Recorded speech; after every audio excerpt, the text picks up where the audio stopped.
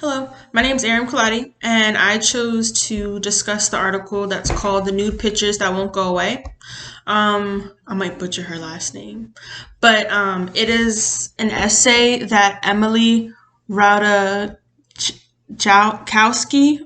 wrote on November 20th, and she accused the photographer named Jonathan Letter of assaulting her by leaking photos that were without her consent and also inappropriately touching her when she was drunk one night.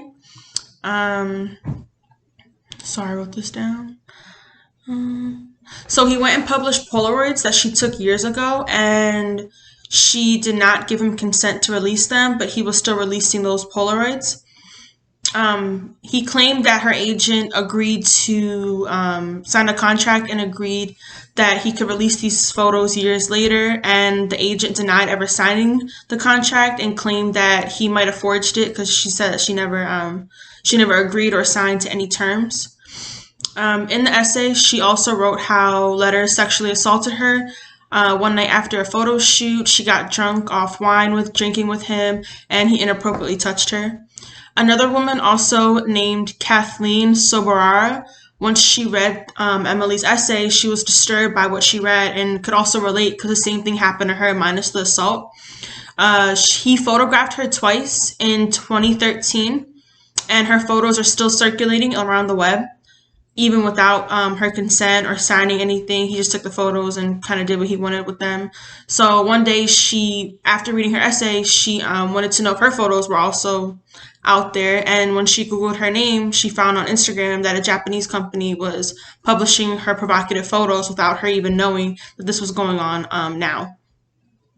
She said that she felt she was violated and felt that it was immoral for him to just go and expose her like that when she didn't even agree to any of the terms.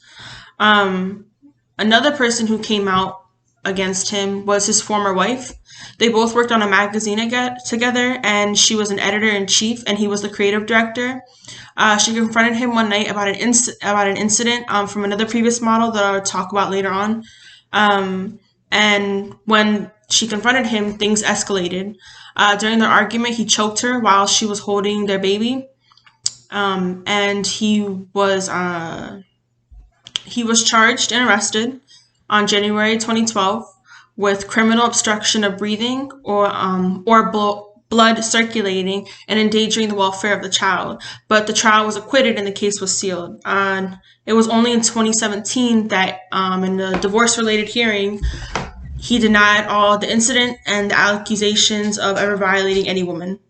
Over the years, she's tried to tell her story to other business associates in hopes that they would stop working with him, but a lot of them didn't care and just painted her as the jealous housewife.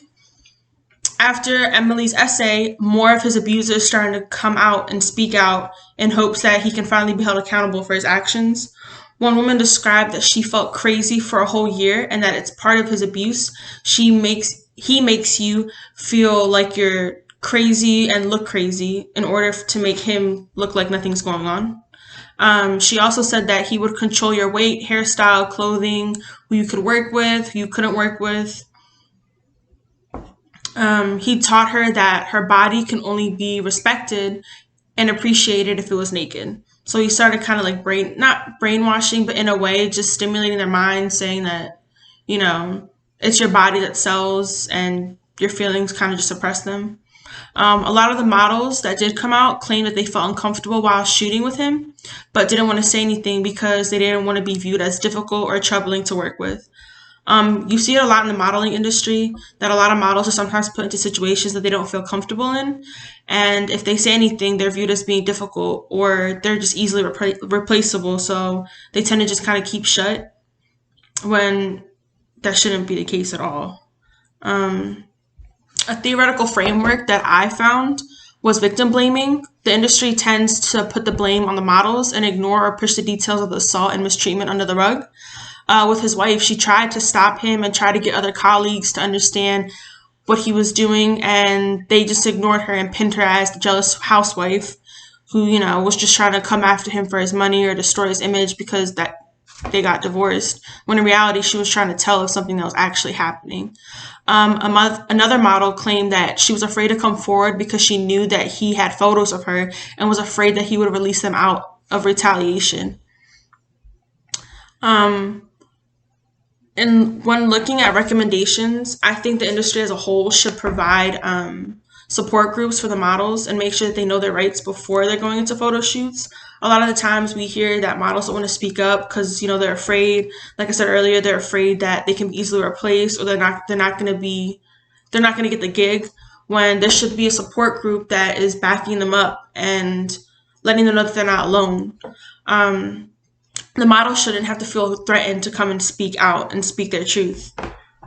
I also thought, I know although it is hard for models to speak about what happened, I think more of them should come out and say what's going on, because the more, just from Emily speaking, or I'm sorry, just for Emily writing her one essay, that caused a whole bunch of other models to come out and speak against him and tell what happened to them.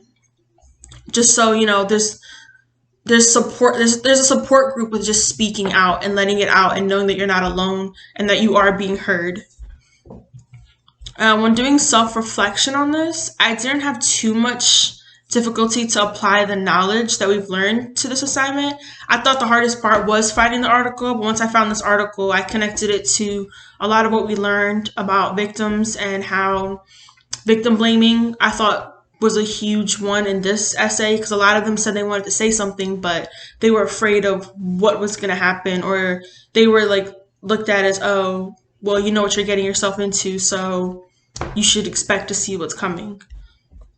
So yeah, that was the article questions. Thank you.